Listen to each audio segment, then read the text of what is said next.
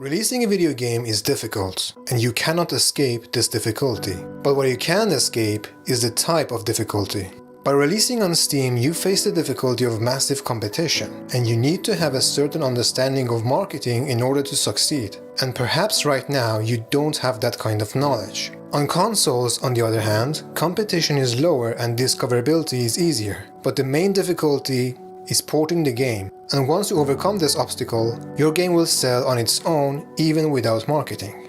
This picture explains the main difference between Steam and consoles. Keep in mind that back in 2018, when I released my first game, the console's funnel looked more like this. But this is still good. On Steam, the number of games released per year is in tens of thousands. Meanwhile, on consoles, it's closer to 1,000. So if we divide these numbers to releases per month, on consoles you will compete with roughly 100 other titles when it comes to the new release section. Meanwhile, on Steam, the new release section is divided to popular and not so popular sections, and your game will not even get front page visibility. The same applies when you put the game on sale. And now that you know the difference between these two, you have to ask yourself which one are you going to pick. This is like presenting a person with two games. Both are difficult games, but one of them is a puzzle game and the other one is a combat-driven game. Which one will you play? The reason a lot of devs stay away from consoles is mainly because they are afraid of approaching it. So let me tell you something. The requirements of getting your game accepted on consoles are almost non-existent.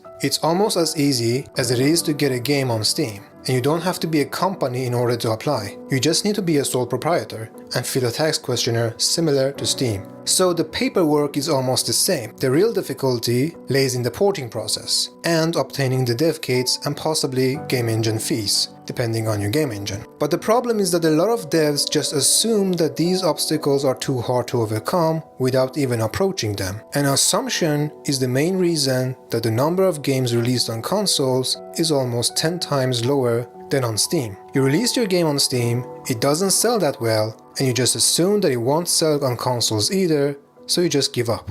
Releasing on consoles is an experience that, in my opinion, all devs should go through. Because even if you decide to master marketing and go with the former approach of being good at Steam, well, your game is still good and it can sell on consoles too. So why not learn console porting? Especially if you can use your Steam marketing knowledge for marketing your game on consoles as well. The more platforms you have access to, the better.